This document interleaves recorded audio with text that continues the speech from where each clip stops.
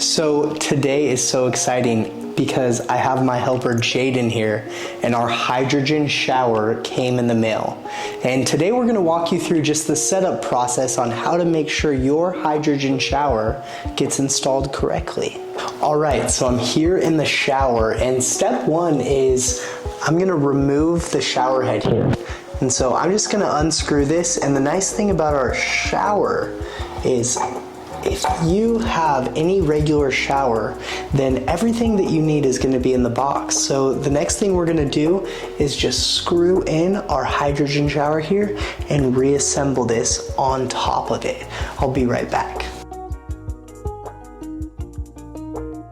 So here I am, I have my hydrogen shower head installed, and now I'm just going to reassemble the rest of my shower and I'll be ready to go.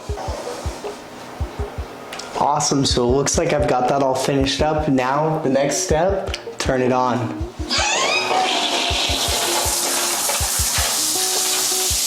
And there it is. So that is how easy it is to install our hydrogen shower head, and we're so excited for you to get yours.